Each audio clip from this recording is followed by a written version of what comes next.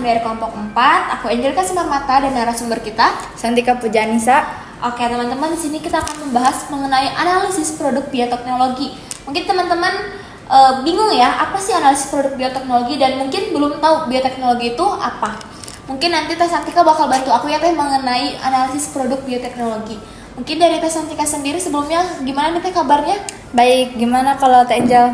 Aku juga baik dong. Gimana teman-teman yang di rumah kabarnya? Mungkin kita berharapnya sih teman-teman semua dalam keadaan yang sehat ya. Oke Teh, mungkin kita langsung aja ke podcast kita nih mengenai analisis produk bioteknologi.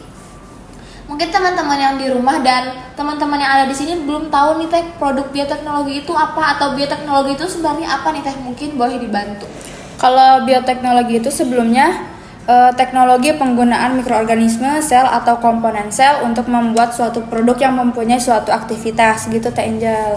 Oke, kalau masuknya ke dalam dunia farmasi nih Teh, karena kebetulan kan kita sedang ada di perkuliahan di bidang farmasi nih.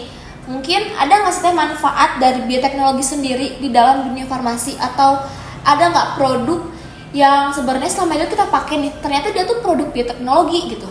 Kalau buat manfaatnya pasti ada ya Teh. Salah satunya itu buat meningkatkan efektivitas pengobatan, karena produk bioteknologi ini tuh dibuat khusus langsung ke jaringan, langsung ke selnya gitu Teh. Jadi pengobatannya juga sangat efektif gitu.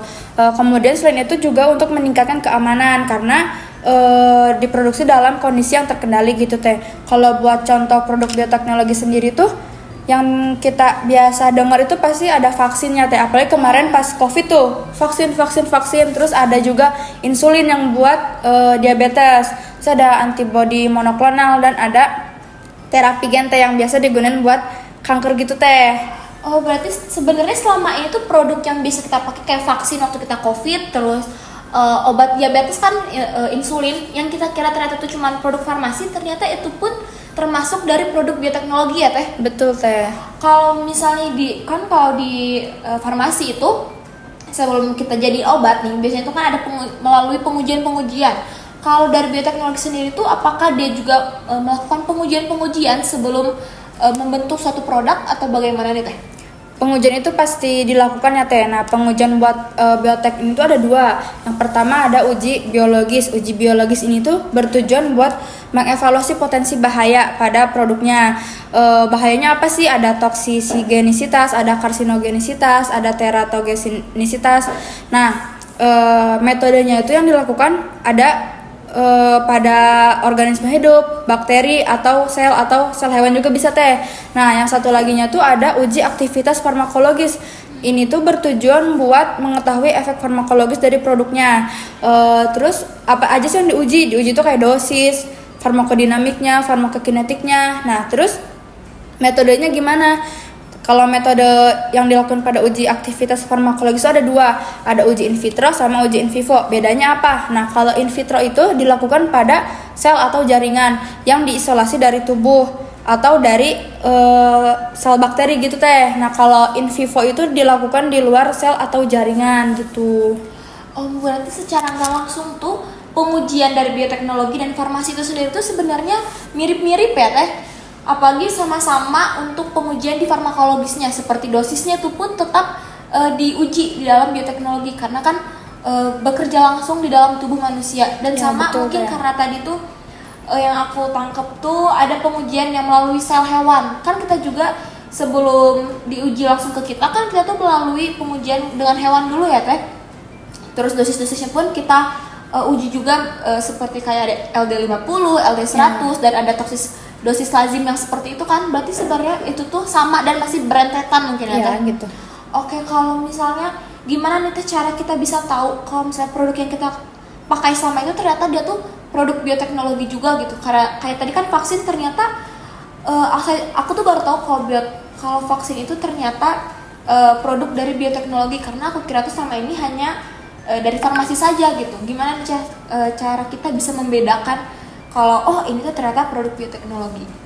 Kalau buat protein sendiri ya Teh, kan ini tuh merupakan suatu produk bioteknologi yang dimana dihasilkan dari DNA rekombinan. Nah, terus kita tuh bakalan nganalisis strukturnya teh. Nah, gimana sih cara nganalisis struktur dari protein rekombinan ini? Nah, ada 3 cara. Yang pertama itu ada X-ray kristalography, ada NMR, sama ada cryo-EM. Masing-masingnya tuh beda-beda teh. Kayak misalkan nih, kalau X-ray kristalography itu hanya untuk protein yang strukturnya dapat dikristalkan saja teh. Gak semua protein bisa menggunakan X-ray kristalography ini.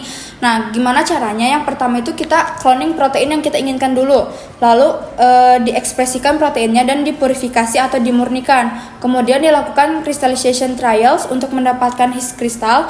Nah, biasanya kristal yang pertama didapatkan itu kurang bagus dan difraksinya juga tuh kurang bagus resolusinya. Jadi kita lakukan optimasi untuk mendapatkan kristal yang lebih bagus. Begitupun juga difraksinya, biar difraksinya tuh resolusinya lebih bagus. Kemudian dilakukan data collection dan dilakukan model building serta refinement.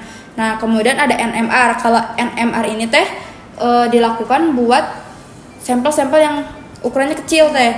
Nah, kalau NMR sendiri tuh memanfaatkan sifat inti atomnya seperti proton atau karbon 13 yang berperilaku dalam medan magnet untuk memberikan informasi tentang struktur molekul.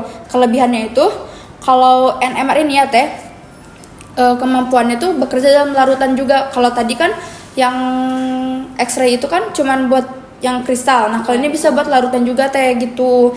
Nah, satu lagi selain ini tuh ada cryo-EM. Cryo-EM itu tuh cryogenic electron microscopy untuk memvisualisasikan makromolekul dalam tingkat resolusi atomik atau program atom. Prinsipnya itu ada copy pricing. Copy pricing ini bertujuan buat membuat sampel kita dalam keadaan yang stabil. Nah, kalau imaging ini tuh setelah sampelnya dipastikan dalam keadaan yang stabil, sampel tersebut dimasukkan ke dalam mikroskop elektron, di mana sampel ini dilihat dengan menggunakan sinar elektron dan kemudian gambarnya diambil. Nah, setelah gambarnya diambil, dilakukan rekonstruksi. Rekonstruksi ini gambar diolah menggunakan teknik copy paste untuk menghasilkan metode model 3 dimensi struktur makromolekulnya teh. Jadi prinsip utamanya tuh sampel biologis tidak dalam keadaan beku, kemudian dengan mengecualikan bahan pengawet atau zat yang dapat merusak struktur sampel. Dalam kondisi beku ini, sampel diamati dalam keadaan alaminya yang mendekati keadaan di dalam sel hidup sehingga kita dapat mendapatkan gambaran struktur yang akurat dan detail gitu teh.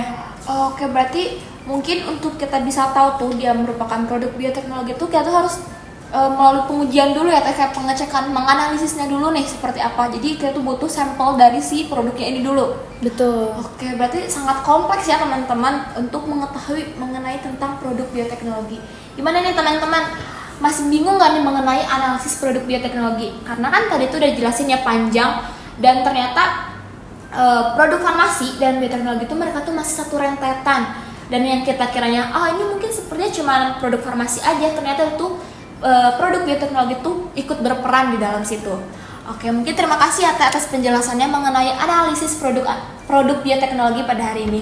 Kita harap teman-teman yang di rumah dan yang ada di sini jadi semakin paham dan ilmu yang kita sampaikan akan bermanfaat buat teman-teman semua. Sekian dari kami kelompok 4, terima kasih, dadah!